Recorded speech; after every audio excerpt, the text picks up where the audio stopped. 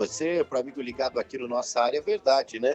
E, assim, num piscar de olhos, o São Paulo pode ser considerado aí, quem sabe, o clube que teve a melhor janela, né? Pelo menos até aqui com relação aos reforços. Começou de uma forma tímida ainda em 2021, né? Com o Jandrei, o próprio Rafinha, que não deixa de ser um jogador de nome, de peso, né? E o Alisson, que chega mais, acho que para compor elenco, mas aí aos poucos o São Paulo foi se mexendo.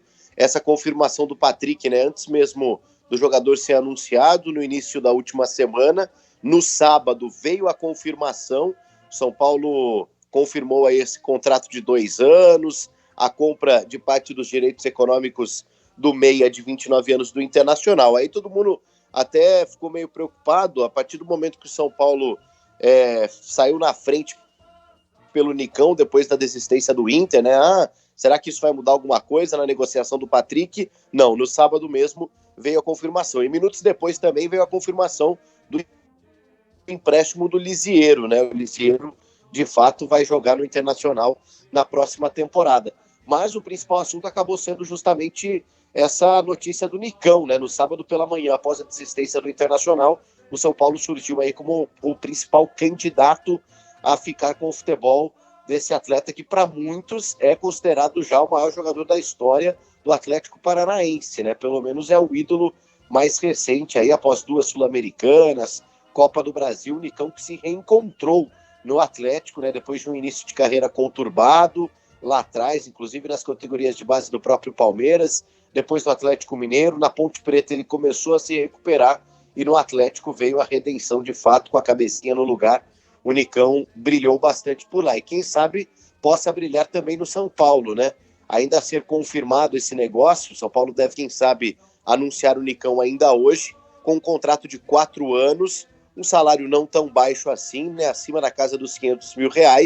E nesses 4 anos o Tricolor deve gastar R$10 milhões com o Nicão, ao todo. Aí fica aquela coisa, né? O pé atrás. O Pablo também jogava muito no Atlético Paranaense, o São Paulo não deu tão certo, vive a expectativa agora com relação a como o Nicão vai render nesse time do São Paulo, primeiramente comandado pelo Rogério Ceni. E aí, o Tricolor já se reapresenta hoje, na verdade hoje, a partir de agora, né, desse horário aqui, meio-dia, jogadores têm feito os testes da Covid, para a gente saber também de fato quem deve ser afastado, né? Se seguir a tendência de outros clubes, o São Paulo deve ter alguns positivados aí, né, como o Palmeiras, o próprio Santos também. A gente fica no aguardo pela divulgação. Então hoje os testes da Covid, a partir de amanhã exames médicos e também as atividades, né, principalmente voltada para a parte física, né? O São Paulo que estreia no Paulistão dia 27 de janeiro contra a equipe do Guarani, a partir de hoje passa a trabalhar já com os reforços chegando aí e na iminência também de contar com o Soteldo. Existe um certo otimismo que o São Paulo, mesmo fechando com o Nicão, mesmo fechando com o Patrick, também consiga fechar com o Soteldo, está tentando se acertar com o jogador, principalmente com relação à parte financeira, viu, Herrero? São as movimentações do São Paulo no mercado e também com relação a esse retorno aos trabalhos no CT da Barra Funda. E isso é muito importante com relação ao que você levantou, né, Paulo do Vale, que são os jogadores que possivelmente vão voltar com Covid-19. O pessoal falou assim, mas por que só o Palmeiras e só o Santos divulgaram quem está com Covid-19 e quem não está? Porque essas duas equipes já voltaram gradualmente aos trabalhos. São Paulo e Corinthians voltam nessa segunda-feira e a partir desse momento que a gente vai saber se tem algum jogador positivado e que possivelmente será afastado dessas duas equipes. Mas até entendendo o estágio da Covid-19 em São Paulo e no Brasil como um todo, devemos ter jogadores infectados, como o Paulo do Vale já adiantou. Então, PDV, acho que é importante, voltando a falar sobre o mercado de trabalho, o mercado de transferências do São Paulo, o que se tem de informação com relação ao Soteldo? Eu sei que você já levantou essa lebre de que o São Paulo continua atrás do jogador, mas tem também aquela informação de que o Toronto tem uma dívida pendente com o atleta e que isso poderia dificultar a negociação. O São Paulo já sabia dessa dívida. O que dá pra falar sobre esse ponta, que até agora não chegou? Tudo bem que o Nicão atua pelos lados do campo e é uma ótima contratação, no meu modo de ver, dependendo dos moldes da negociação e de quanto ele vai custar pro São Paulo em toda a negociação. Porém, esse cara mais rápido, mais incisivo, esse cara que chega pra quebrar e cortar as linhas de marcação da equipe adversária, ainda não chegou. Esse cara seria o Soteldo mesmo, né? Com certeza. Não é o Nicão esse jogador da posição aí que o Rogério tanto quer. Seria o Soteldo de fato.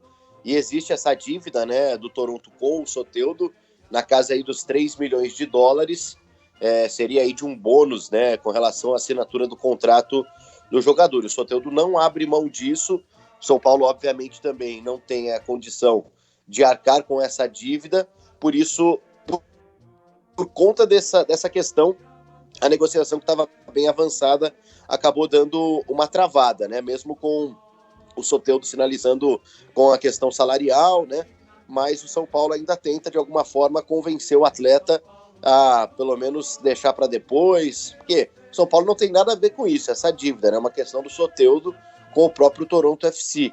Então, o jogador teria que meio que jogar lá para frente isso, tentar acertar um parcelamento, até seria importante por conta dessa parte financeira que o São Paulo vai arcar com os salários do Soteldo, mas existiu, pelo menos até ontem, um certo otimismo com relação a esse acerto do Soteldo com o São Paulo.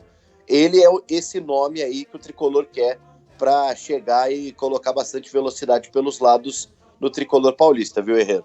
Então vamos montar um possível São Paulo aí para essa temporada 2022, ainda sem o Soteldo. Fizemos esse exercício ontem com o Gustavo Soler, e eu vou repetir aqui a possível escalação do São Paulo, com o Volpi no gol, aí você tem o Rafinha na lateral direita, novo reforço para essa temporada 2022, na zaga Miranda e Arboleda, na esquerda a gente tem o Reinaldo disputando posição com o Wellington. Um pouco mais à frente eu começaria com o Luan de primeiro volante, podendo ter à frente do Luan, Patrick e Sara.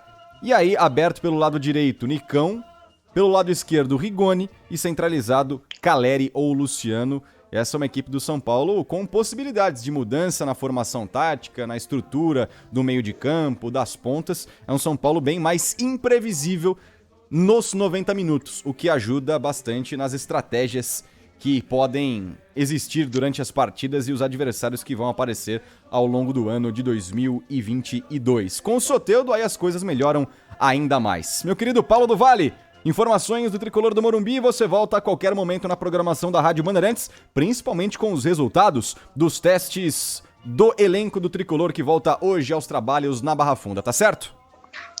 Fechado, Herrerão. Precisando, estamos aí sempre com o noticiário do São Paulo. Fechado, Paulo do Vale ao vivo aqui na Rádio Bandeirantes, 12:13, saímos do São Paulo e vamos